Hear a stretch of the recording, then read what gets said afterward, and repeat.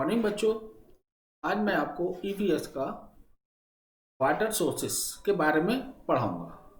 इससे पहले वाले वीडियो में मैंने आपको और वाटर सोर्सेस के बारे में बताया था कि इस तरह वाटर सोर्सेस हम करते हैं।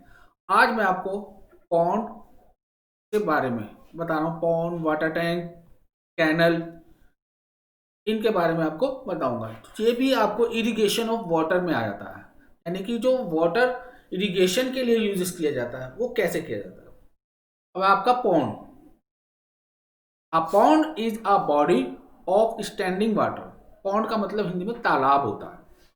तो pond is a body of standing water either natural और man made that are usually smaller than a lake. Pond जो होता है वो एक रुके हुए पानी की तरह होता है, आइदर नेचुरल और मैन मेड। ये प्राकृतिक भी होता है और मैन मेड भी होता है।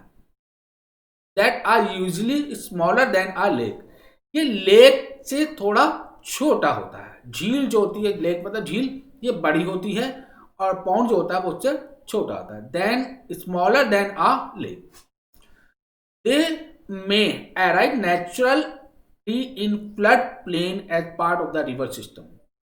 ये एक नेचुरली यानी कि प्राकृतिक फ्लड प्लेन, यानी कि जो बाढ़ के नुमा पानी आता है, नदियों के सिस्टम से आता है, ये उस तरह से बनाया जाता है। They may be somewhat isolated depression. ये इसमें कुछ इस तरह का आइसोलेट भी हो सकता है। Usually they contain shallow water with marsh and aquatic plant and animal movement also make pond। ये छोटा पानी की तरह, जिसमें हम उसको एक प्राकृतिक चीज होती है जिसे एक्वाटिक प्लांट यानी कि जो जलीय प्लांट होते हैं, जो पानी में उगने वाले प्लांट होते हैं वो, and animal humans also make pond. जो जानवरों और मानव के लिए भी इसको बनाया जाता है, यानी कि जलीय पौधों के लिए भी और मानव के लिए भी ये बनाया जाता है। A wide variety of man made, और बहुत सारी वैरायटी मानव निर्मित होती हैं। Body of water are classified as pond, जैसे कि हम तालाब को क्लासिफाइड कर सकें। यानी कि अगर मैन मेड द्वारा वो बनाया जाता है पानी की प्रकृति के लिए, तो वो तरह तरह की तरह से हम डिजाइनों में बना सकते हैं। तो ये पॉन्ड नेचुरल भी होता है और मैन मेड भी होता है। अब है आपका water tank. What is a water tank? Water tank जो होता है वो एक बहुत बड़े लोहे का, लकड़ी का या सीमेंट के द्वारा हम उसको बना सकते हैं और उस पानी से हम इरिगेशन करते हैं। जैसे tank irrigation is the most feasible and widely practiced method of irrigation all over the south India. South India में, सभी साउथ इंडिया में इस मेथड को अपनाते हैं। टैंक इरिगेशन यानी कि टैंक बना के पानी उस पर हार्वेस्टिंग टैंक बनाया जाता है। हार्वेस्टिंग का मतलब यह है कि फसलों के लिए, यानी कि टैंक को बना के उसमें बरसात का पानी इकट्ठा कर लिया जाता है और फिर वो इरिगेशन के लिए किया जाता है। और साउथ इंडिया में सबसे ज्यादा इसको किया जाता है। Most of the tank are small and size and built by the individual or group of farmers by raising bond across seasonal stream।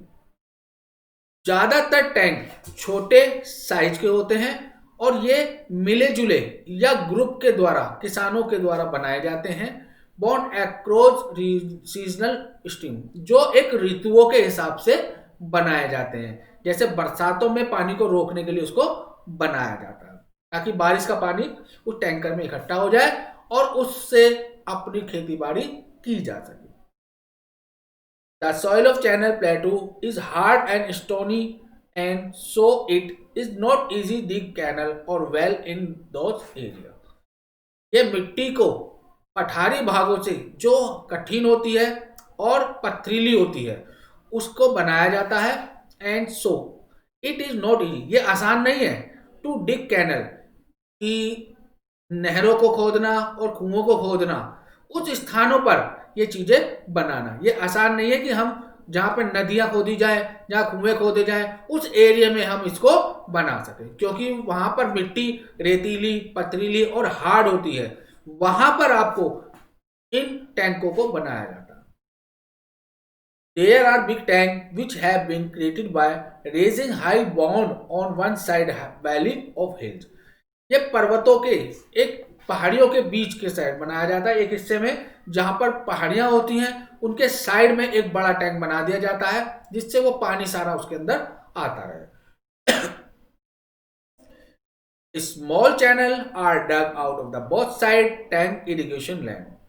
और जो छोटे वातावरण में होता है यानी कि छोटे टैंक जो होते हैं उनको दोनों साइडों से बनाया जाता है क्योंकि वो जमीन के ऊपरी हिस्से में बनाया जाता है, और जहां पर पहाड़ी इलाका होता है वहां पर एक साइड से बनाया जाता है।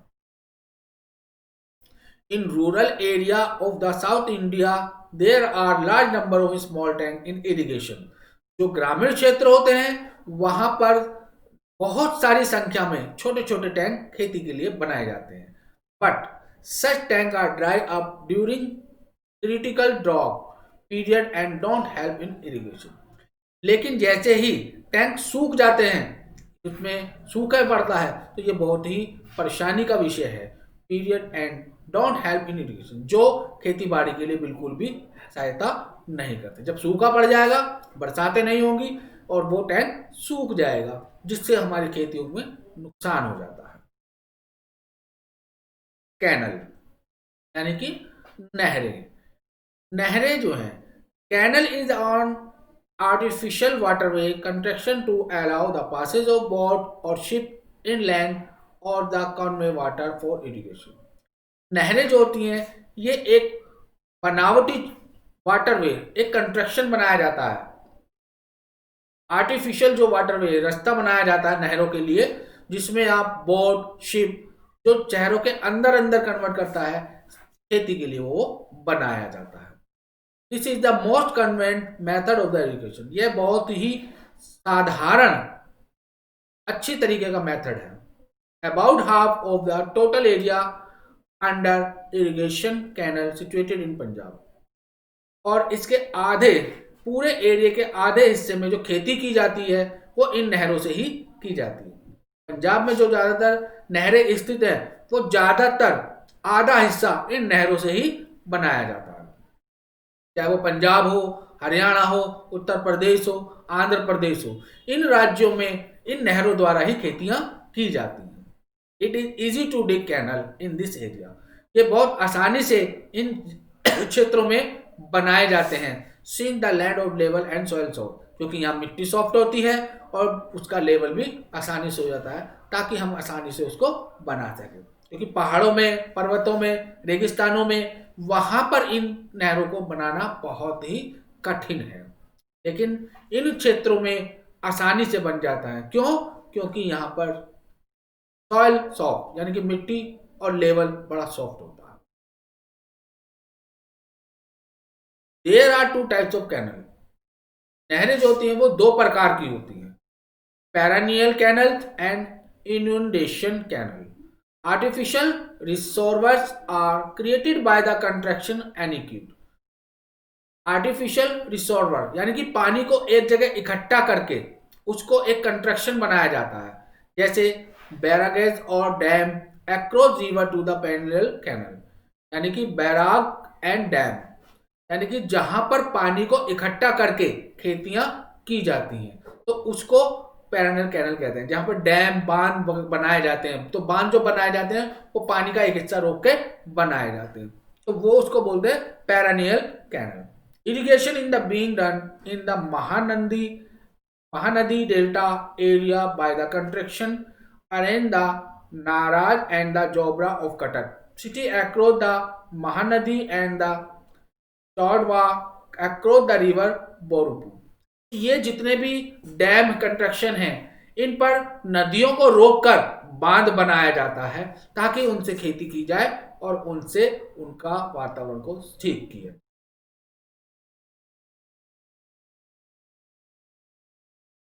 When there are excessive flow of water in the river in flood, बाढ़ में इन नदियों का पानी फ्लो ऊपर हो जाता है, तो इन पानी को जब इकट्ठा किया जाता है, the extra water flow in the canal, और जितना पानी एक्स्ट्रा होता है वो इन नहरों में छोड़ा जाता है।